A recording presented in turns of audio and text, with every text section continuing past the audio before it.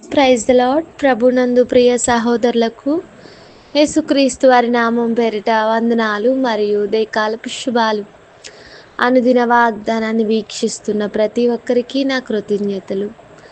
దేవుని వాగ్దానం మనల్ని బలపరిచేది, ఆదరించేది. నేడు కీర్తనను ధ్యానిద్దామా?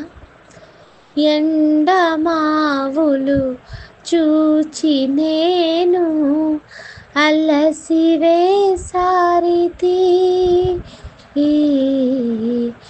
ఎండమావులు చూచి నేను అలసివేసారితి,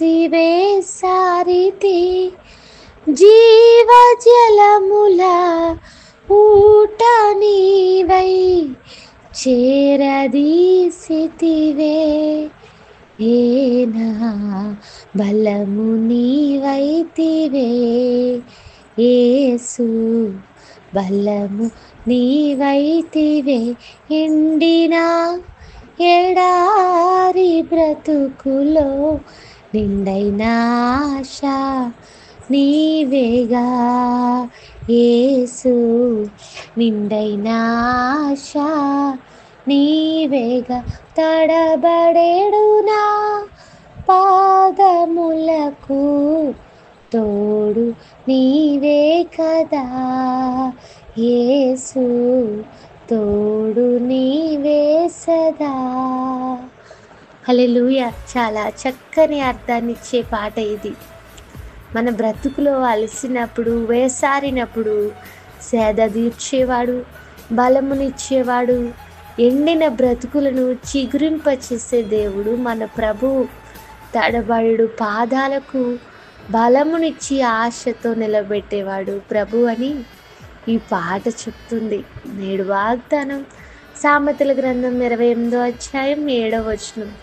ఉపదేశమును అంగీకరించు కుమారుడు బుద్ధి గలవాడు, తుంటరుల సహవాసము చేయువాడు తన తండ్రికి అపకీర్తి తెచ్చును. కుమారులు, కుమార్తెలు ఆశీర్వాదకరమైన జీవితం పొందుకోవాలంటే తల్లిదండ్రుల అడుగు జాడల్లోనూ, దేవుని సహవాసంలోనూ, దేవుని ఉపదేశంలోనూ, ఆ ఉపదేశపు ఆచరణలోనూ నడవాలని బైబిల్ చెప్తుంది. అలా ఉండని పక్షంలో ఆ కుమారుని వలన ఆ తల్లిదండ్రులకు, ఇంటికి అపకీర్తి వస్తుంది, అవమానం వస్తుంది. ఎవరైతే తుంటరులతో సహవాసం చేస్తారో వారు తల్లిదండ్రులకు దుఃఖాన్ని, వారి ఇంటికి అపకీర్తిని తెస్తారని ఈ సామెతలో జ్ఞాని అయిన సొలొమోను చెప్తున్నాడు. మీ ఇంటికి, మీ తల్లిదండ్రులకు కీర్తి తెచ్చేవారిగా ఉన్నారా? అపకీర్తి తెచ్చేవారిగా ఉన్నారా? చక్కని సాక్షి జీవితం కలిగి ఇంటివారికి కీర్తిని తెచ్చే విధంగా సమాజంలో దేవునికి ఘనత తెచ్చేవారిగా మనం ఉండాలి. అంటే దేవుని ఉపదేశాన్ని అంగీకరించినప్పుడు, ఆ ఉపదేశాన్ని అనుసరించి జీవించినప్పుడే కీర్తి తెచ్చే బ్రతుకు మనకు కలుగుతుంది. తుంటరులతో సహవాసం చేస్తే నష్టం, అవమానం, అపకీర్తి తప్ప ఏమీ ఉండదు.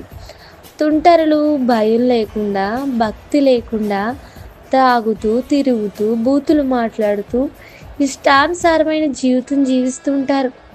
వారితో సహవాసం చేసినప్పుడు వారి లక్షణాలే మనకు కలుగుతాయి.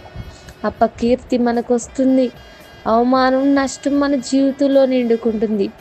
దేవునితో, దేవుని వాక్యముతో, ఆయన సహవాసముతో తల్లిదండ్రుల అడుగుజాడల్లో నడిచినప్పుడు మన ఇంటికిని, దేవుని నామానికిని కీర్తిని, మహిమను తెచ్చేవారిగా ఉంటాము. మన జీవితాలను మేలుతో నింపుకుంటాం. ఈ వాగ్దానం ఆధారంగా ప్రార్థించండి. ప్రార్థన. ప్రేమగల మా తండ్రి, మాతో మాట్లాడిన మాటలు బట్టి స్తోత్రాలు. ఉపదేశం అంగీకరించి బ్రతుకులు మాకు దయచేయండి. బుద్ధి గల వారిగా నడుచుకునే స్థితిని మాకు దయచేయండి.